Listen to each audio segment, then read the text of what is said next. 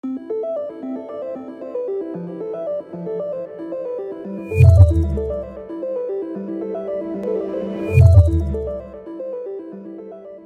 gente tem um painel rápido e importante agora. A gente foi querendo mais conversa, e aí eu já vou... o Jorge Casara já pode vir, já está sendo comentado, porque a gente conseguiu trazer para a gente ter uma visão importante também da CVM. Ele vai fazer uma apresentação inicial, eu subo logo depois para a gente ter um bate-papo. Eu vou lembrar para vocês, se vocês quiserem mandar perguntas, a gente tem um slide que é sli.do, se você quiser mandar pergunta para esse painel, sli.do, quando você entrar, você escreve Regulation Rocks, e aí eu vou poder ver as perguntas. Meu amigo, o palco é seu. Bom, primeiro, boa tarde a todos, obrigado pela presença, obrigado Rodrigo e Fenasbach pelo convite de estar aqui. Preparei alguma coisa muito rápida, mas a primeira coisa que a gente sempre faz, sendo regulador, etc., é contar para vocês o disclaimer fatídico e inevitável de que tudo que eu falo aqui é opinião minha, reflexões minhas, e nada reflete o que a CVM oficialmente pensa, porque a CVM só se manifesta pelos votos e decisões do seu colegiado ou ofícios das áreas técnicas. Eu escolhi algumas coisas bem genéricas para contar para vocês, até passeando pelo evento, eu vi todo tipo de assunto e tema, e escolhi 5 temas, que eu quero falar cada um deles em 2, 3 minutos, para contar para vocês o quanto que cada um desses temas conversa, ou de alguma forma até provoca a regulação de valores imobiliários, ou a regulação de conduta. E vocês veem tipo, a amplitude do desafio que está na frente da gente. Que cada um dos eventos, ou cada um dos painéis que vocês assistiram aqui, nesses 3 dias, sempre falou de uma dessas 5 coisas. A primeira coisa é metaverso. E por que metaverso conversa com o CVM? Porque o metaverso, o que você quer criar ali dentro, vai depender basicamente de uma economia descentralizada, de DeFi, do finanças descentralizadas. É o jeito que o metaverso escolheu para transacionar. E ali você está falando de um monte de coisa bacana, tipo avatares que são registrados na forma de NFTs, uma espada mágica para o seu avatar, propriedade registrada, propriedade no metaverso que de alguma forma vai ser registrado em algum blockchain. E principalmente moedas, né? O metaverso é aquele mundo que criaram onde todo mundo pode ter a sua moeda. E isso chama a atenção do regulador, porque dependendo do jeito que você vende o NFT, ou a propriedade, ou um investimento, vamos chamar, qualquer tipo de investimento, dependendo do jeito que você vende aquilo, você está falando de um valor imobiliário. E eu não vou entrar aqui em detalhes sobre o que é para a CVM, valor imobiliário, vamos falar de Howey Test, não é o caso aqui. Mas é para perceber que em qualquer, às vezes, um mundo paralelo que o pessoal quer criar, você está meio que conversando com a gente. E aí você começa a pensar nas complexidades daquilo. Um NFT, que o pessoal gosta de falar, não, eu estou registrando essa espada mágica aí que um dia pode ser vendida por milhões e não sei o quê, e você está nesse ambiente maravilhoso, descentralizado, imutável, transparente. Tem complexidades, né? Primeiro é explicar o quanto daquilo é realmente descentralizado, imutável e transparente. E segundo, meio que conversar com a comunicação com o investidor, pode ser que chame a atenção da CVM. E por que a gente pensa assim, onde chama a regulação de valores imobiliários? É meio descobrir que mesmo no metaverso, mesmo em qualquer universo paralelo que você cria, você não afasta algumas preocupações características do regulador. Uma preocupação é que toda vez que você oferece um investimento para alguém, o promotor daquele investimento sempre tem mais informação do que o comprador do investimento. Uma outra preocupação é que os mercados, vamos dizer assim, os agentes econômicos nem sempre têm interesses alinhados. E outra preocupação, é uma preocupação, tipo, o ser humano, de modo geral, ele tende a crescer, ele cresce em relação ao outro ser humano quando ele tem alguma situação onde ele pode ter mais vantagem, ou porque ele tem mais informação, ou porque ele é mais rico, ou porque ele tem um poder de barganha maior. Então, é uma tendência de relações econômicas não equitativas. E isso é o que chama a atenção do regulador. Tipo assim, a regulação de conduta nada mais é do que tentar mitigar essas características que se desenvolvem em cada mercado. E aí a gente passa, por exemplo, para o Web3. E o Web3 é uma ideia sensacional, eu gosto, né? Tipo, a pessoa vem e fala, pô, a Web 1 era bacana. A Web 1 era um jeito de organizar informação com protocolos abertos, foi desenvolvido pela academia, por umas organizações internacionais de padronização, e isso foi meio que desvirtuado, porque quando veio a Web 2, tudo isso se corrompeu. Aí vieram as Big Techs, ou vieram aqueles grandes donos de bancos de dados que monetizam os seus dados e que vão meio que explorar os efeitos de rede para que, tipo, uma rede cada vez maior vai tendo um valor cada vez maior, e aquele investidor, o usuário que vai chegando depois vai vendo cada vez mais valor, porque tipo, todas as suas conexões, toda a sua rede de relacionamento já está lá, e um dia aquilo tem um valor legal, bacana, só que está tudo apropriado pelo dono do dado, aquele cara que monetiza os seus dados, e, pô, não é legal. A Web3 veio o quê? Para democratizar. Pô, vamos fazer com que o usuário, de novo, seja dono do seu dado, né? Vamos inverter essa lógica, né? Tipo assim, não vamos esperar alguém criar valor e se apropriar, e vamos fazer com que aquele usuário possa ser dono daquele valor entrando no começo. E ele vai ajudar a gente a criar essa rede, ele vai ser o promotor daquele ecossistema, ele vai, por que não, ganhar com todo o conteúdo que ele publica ali, ou der um like no conteúdo, ele vai ganhar também. Então, todo usuário vira também um promotor e vira um investidor. Bacana pra caramba. Só que, e é um modelo de negócio que eu gosto, faz sentido.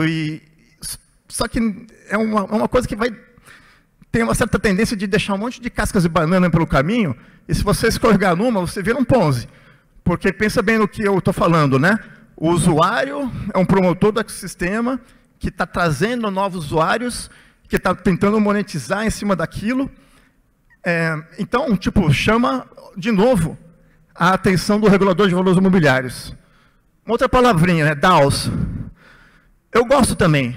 É outra tentativa de democratizar a decisão. Sob o ponto de vista do regulador de valores imobiliários, é o modelo de negócios mais, vou chamar, curioso que tem. Por quê?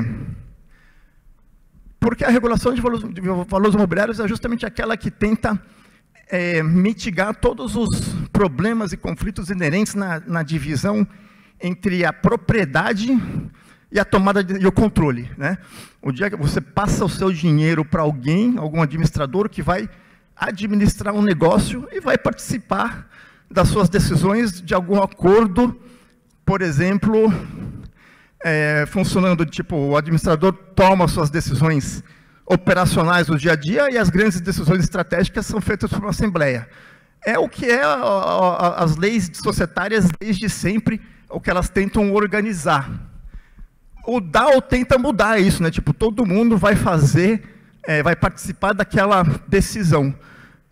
Mas, curiosamente, você percebe que tem algumas coisas que não tem como, pelo menos não vão ser facilmente transformadas em código, como o pessoal gostaria que fosse. O ser humano tem uma certa tendência, não é uma tendência, né? Tipo, você estuda o jeito que o ser humano lida com o risco, e um dos jeitos é justamente o poder de controle. É normal que você queira mitigar ou diminuir o seu risco controlando qualquer tipo de empreendimento que você está. E as leis de valores, as leis societárias lidam com isso, né? É reconhecer de que aquele, chama de minoritário, ou quem tem menos voto, quem tem menos participação no ecossistema, tem um custo de decisão muito maior, porque o benefício para ele de cada resultado dessa decisão é menor. Então é muito normal a pessoa que tem menos participação, tem menos stake naquele negócio, se alienar, ou alienar o seu poder de decisão para outro. Aqueles majoritários que vão tomar decisões muito mais no próprio benefício do que o do outro. E reconhecendo, tipo, em qualquer tipo de ecossistema, em qualquer DAO, não existe uma paridade de poder de controle, por exemplo, entre dos stakeholders que você pode estar vendo lá, desenvolvedores, usuários, validadores, venture capital. Não existe nem alinhamento de interesses e nem uma paridade de armas ali. Os desenvolvedores são, de fato, a parte mais forte do ecossistema. E você já viu aqui na prática casos em que aqueles stakeholders com menos controle foram explorados. Eu lembro, tipo, no meio em 2020, a SushiSwap teve um problema, onde os usuários acusaram os desenvolvedores de começar a mudar o código em benefício próprio. E o curioso daqui, principalmente para nós, reguladores de valores imobiliários, é o resultado disso. Uma das coisas mais interessantes que aconteceu foi no caso do MakerDAO, que é um dos DAOs mais bem-sucedidos. Eu gosto do modelo de negócio, eu admiro, acho bem interessante, mas houve também faz uns 3 anos, em que, por causa de um congestionamento na rede do Ethereum, os oráculos da rede não estavam alimentados e não estavam funcionando direito, e levou uma perda de mais ou menos uns $8 milhões para os usuários. E o que eles fizeram? Foram recorrer à justiça, alegando o quê? Falta de disclosure, falta de divulgação. Qual que era a alegação fundamental? Securities fraud, fraude na regulação de valores imobiliários dos Estados Unidos. Então é curioso, né? Tipo assim, a ideia do DAO é perfeita, é democratizar, mas quando dá errado, eles vão apelar para uma justiça comum alegando securities fraud. Então, tipo, coisa assim, é interessante, eu gosto, não estou aqui para criticar ou para provocar, mas eu estou aqui para lembrar que as coisas são tão simples como muitos dos proponentes do ecossistema querem fazer parecer. A outra, quarta palavrinha que está por aí, sempre tem, é criptoativo. E aqui também não vale a pena ficar repisando todas as os N pareceres técnicos que a CVM já divulgou, ou o que ela acha que é um criptoativo que cai na nossa regulação, no nosso perímetro ou não. Mas, assim, de maneira muito, tipo, grosso modo falando, toda vez que você tenta vender algum tipo de ativo, onde você pega o dinheiro de alguém, prometendo de volta lucro de um negócio, né? E você dá muito pouca oportunidade para o investidor participar daquele empreendimento, você está meio que provocando a CVM. Se é valor imobiliário ou não, eu não vou responder aqui. Mas o curioso é que, de todas as jurisdições mais importantes do mundo, eles tendem a ver a regulação de criptoativo de um jeito muito parecido com a regulação de conduta. E eu estou falando isso aqui com muita liberdade, até porque sabendo, né, que o nosso Congresso deu para o Banco Central e não para a CVM a competência de regular isso aqui. E o Banco Central também faz regulação de conduta. Como a CVM também faz prudencial, não é o forte dela. Então, está muito bem cuidado. Mas é curioso quando você estuda os caminhos tomados tanto para a regulação europeia, no MiCA, onde eles falam, tipo, existem valores imobiliários e eles têm a sua regulação própria. E existem criptoativos que vão ter outra regulação. A propósito, o jeito que eu acho que essa regulação tem que ser alguma divulgação, né, algum disclosure dos riscos do negócio para o investidor. Eu acho que criptoativos têm que ser negociados em mercados íntegros, que tenham eficiência na descoberta de preço, e eu acho que tem que ter mecanismos de prevenção de fraude e isonomia para os investidores. Isso é regulação de conduta. Se você for pensar, quando o Gary Gensler insiste de que todos os criptoativos que ele já viu na vida, fora Bitcoin, são valores imobiliários, ele está tomando um outro caminho para chegar na mesma conclusão. Tipo, você tem que negociar criptoativos de uma maneira minimamente justa para o investidor. E aí, por último, eu não quero tomar muito tempo, porque aqui o Rodrigo vai subir para bater papo, e a gente pode conversar também, a gente aproveitando que não tem tanta gente aqui, então a gente pode abrir para ouvir bastante pergunta de vocês. Mas aí tem a coisa da infraestrutura. E aí sim, aí é tipo quase uma ousadia ficar falando de infraestrutura num palco do Banco Central. Mas também faz parte. A CVM também tem que regular as infraestruturas do mercado financeiro, principalmente aquelas que registram, depositam e fazem liquidação de valores imobiliários. E esse tema é sensacional, né?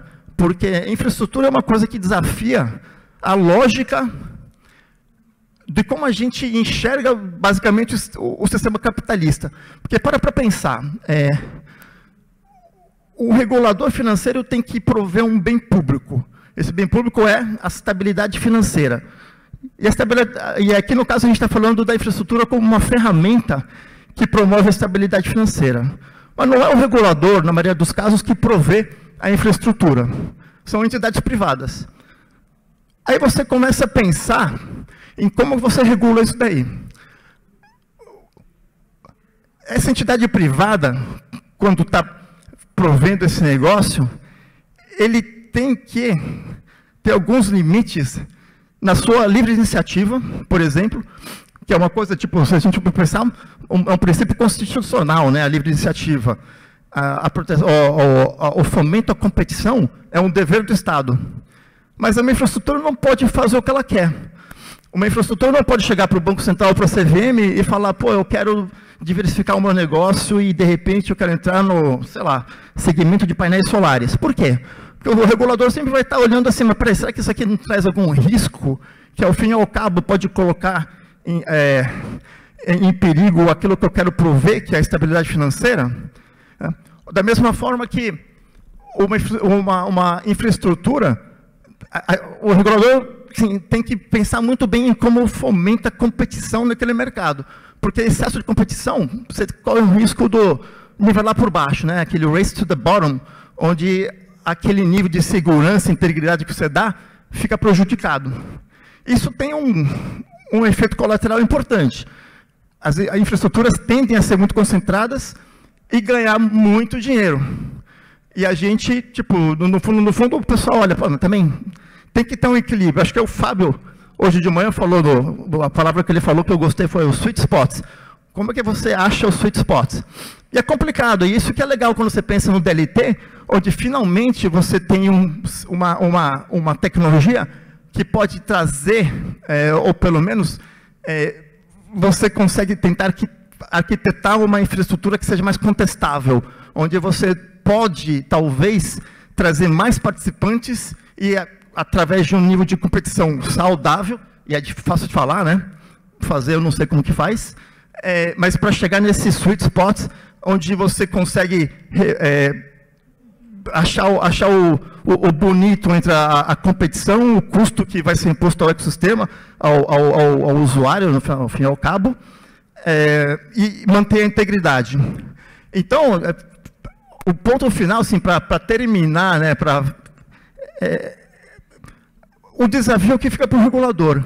E o complicado disso, principalmente para o regulador de valores imobiliários, que é o mais, talvez, eu estou arriscando, é o mais criticado quando você pensa de que todo o mercado de valores imobiliários é altamente intermediado e o ecossistema blockchain, o ecossistema cripto, tem esse mantra, né, de tipo, vamos eliminar a intermediação porque tem muita gente que não deveria estar lá. E, no fundo, o que a gente precisa pensar é como ressignifica o papel. O intermediário vai estar lá, o DLT vai ser simplesmente uma infraestrutura nova, provavelmente mais aberta, que vai usar um benefício de que os protocolos abertos, a padronização, o nível de padronização que eles já chegaram em muito pouco tempo, está tão mais desenvolvida que você pode pensar, então, agora em uma infraestrutura muito mais eficiente para que aqueles intermediários vão continuar lá fazendo funções que eles têm que fazer.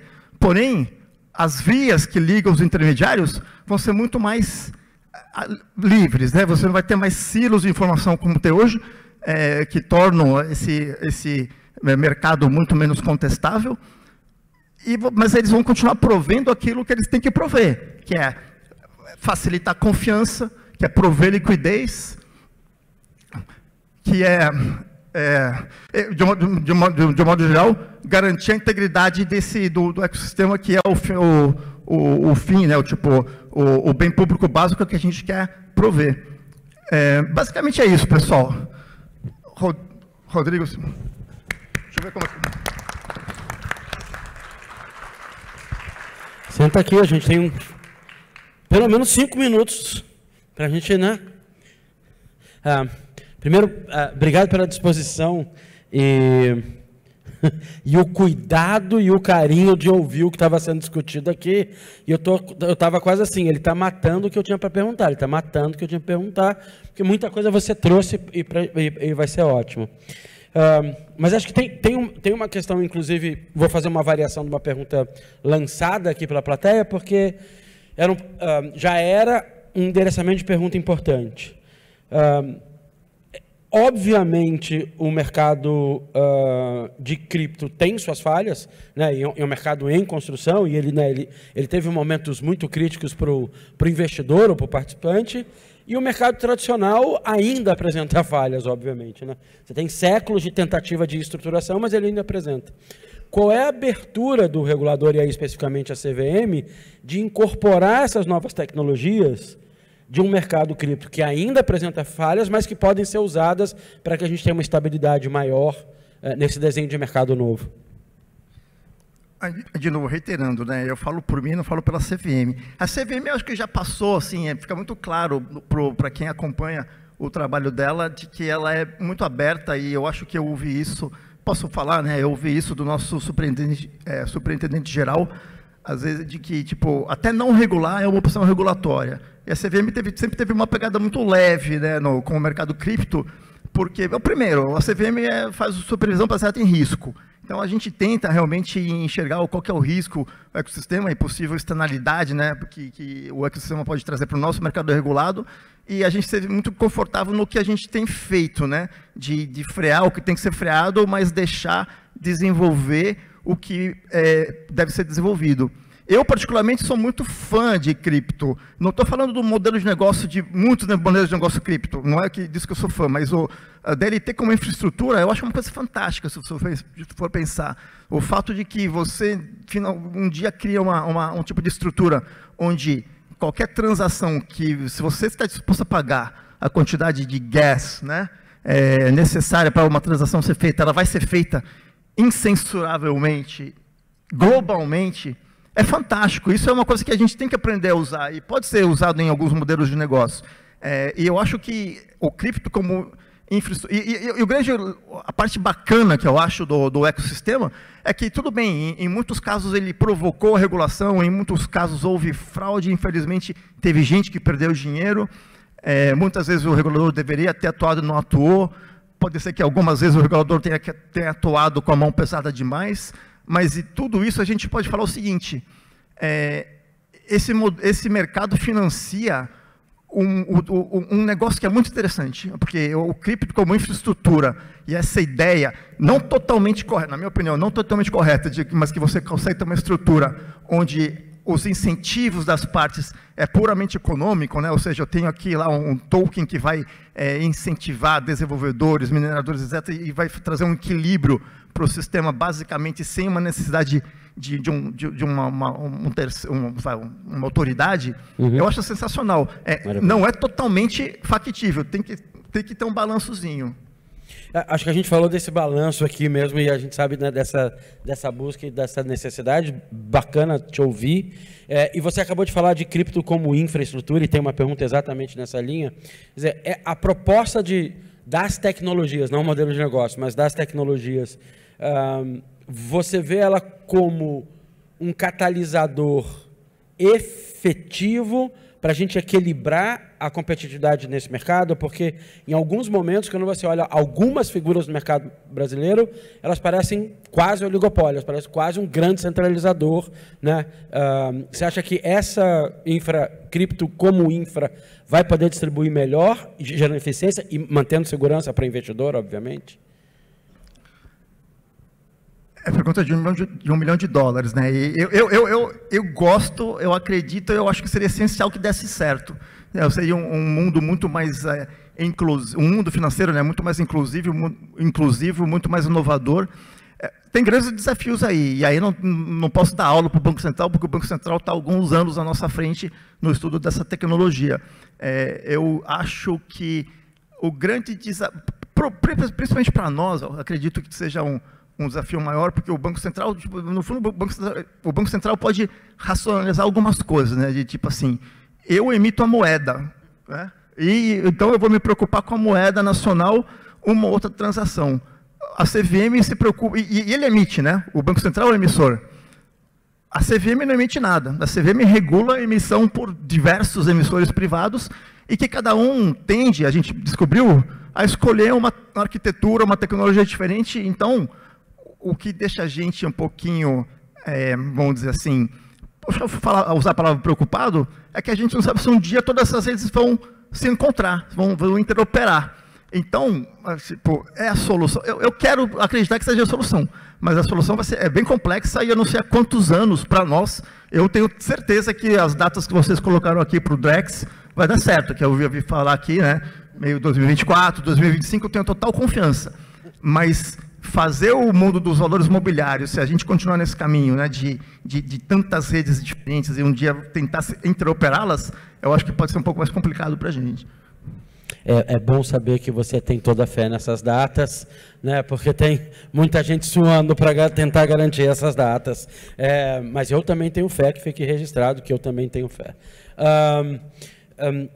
Bacana, acho que a gente tem mais o tempo, pelo menos, de uma resposta, uma pergunta e uma resposta. Você citou um caso, né, de um acionamento do mundo cripto como falta de disclosure, né, quando a pessoa precisa reclamar para alguém, e ao mesmo tempo, e eu vou fazer um contraste aqui, com uma ideia de investidor hipossuficiente. Né? Como é que você tenta balancear a ideia de que o investidor, do ponto de vista da CVM, como é que você tenta balancear a ideia de esse investidor, ele tem uma qualificação, ele tem um entendimento do que acontece, e eu preciso garantir o máximo de linguagem clara, aberta, para que eu não tenha, inclusive, esse tipo de reclamação. Então, entre disclosure total e a hipossuficiência do investidor e um investidor completamente no escuro na tomada de decisão, qual é o balanço? É difícil falar do balanço, mas acho que a frase mais falada dentro da regulação no mercado de capitais, e que eu gosto, eu não lembro o nome do autor, alguém falou isso há 100 anos atrás,